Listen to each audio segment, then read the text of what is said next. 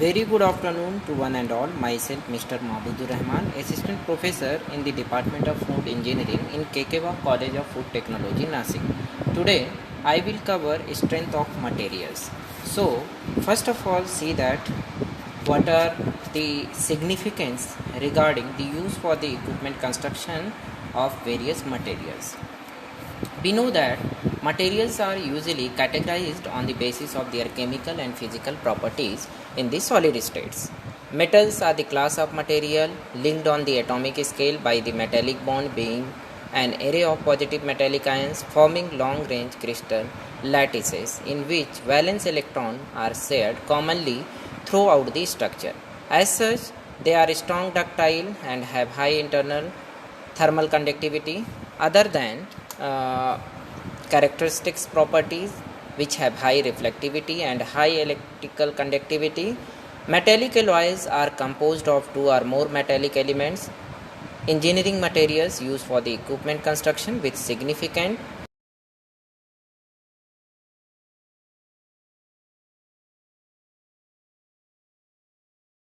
used in many breweries and distilleries. Copper is largely applied in the non-product contact area with as main application the tubes in evaporator installed in refrigerators and freezers, electrical wiring, water pipes, etc. According to recent research, copper has shown to restrict bacterial growth. Copper does not really constitute a food safety problem, but it is recommended to avoid direct food contact with copper utensil as it can cause unacceptable organoleptic effects. Next one is aluminium. Aluminium for food contact purpose. Anodized aluminium should be used because uncoated aluminium is attacked by acid food and alkaline detergent. The use of silicate, however, prevent alkaline attacks of aluminium, and the use of uncoated aluminium utensils should be limited. Aluminium is usually not harmful when coated. This coating must be resistant to alkaline detergent, chlorine containing bleach, and acid and salty foods.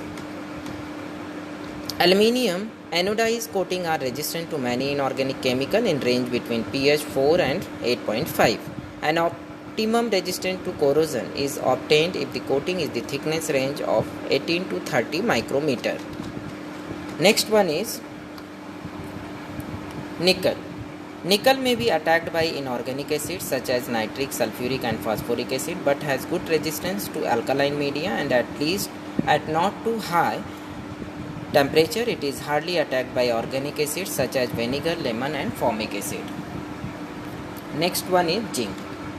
Zinc is easily dissolved in diluted acid, leading to the release of zinc but also of cadmium and lead.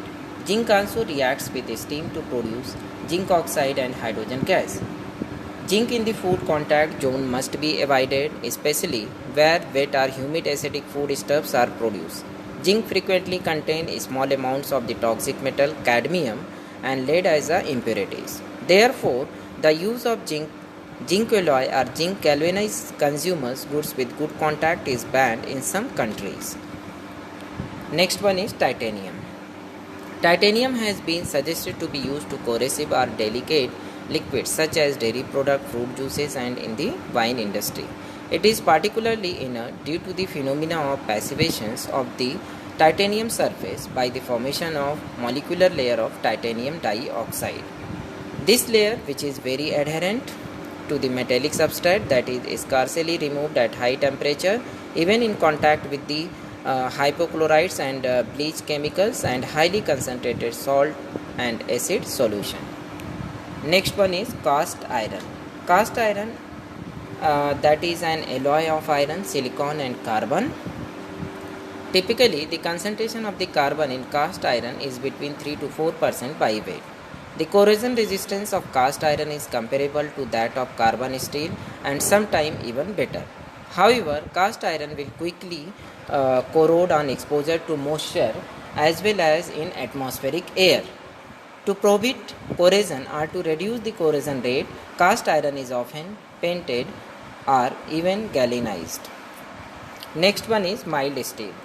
Mild steel, it is also called as carbon steel. It is made from iron and carbon without addition of another alloying element. It is also sensitive to acids, as well as we can say that galvanized nickel, as due to its corrosion sensitivity.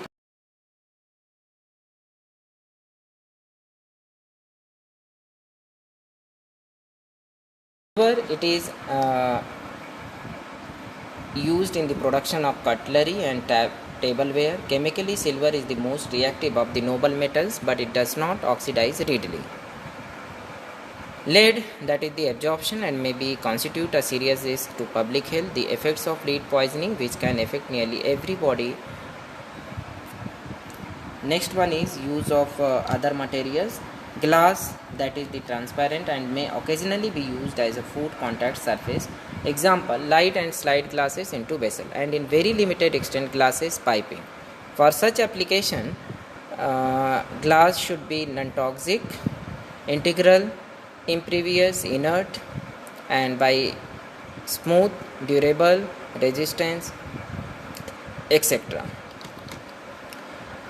When these impurities react chemically with the glass easily may become stained and discolored. Glass also may become hydrolytic and chemical attack by certain alkali and acid solutions.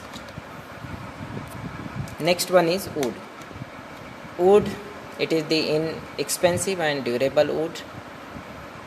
It has been traditional material for many applications in the food industry, like for example ice cream sticks, cutting board, vegetables and fruit boxes, pallets, etc. Next one is the nanomaterial. The use of nanomaterial in the food industry may present potential risks requiring the need for risk assessment to identify and quantify these risks. Some nanoparticles have been found to exhibit negative effects on the tissues such as inflammation, oxidative stress, and signs of early formations. Next one is this thermosets. Thermosets are cured plastics. Thermosets are cured plastic, which means that polymer chain within thermosets are intensively cross-linked so that they no longer can be softened at higher temperature and reshaped by heating. Okay, thank you for watching. Once again, thank you.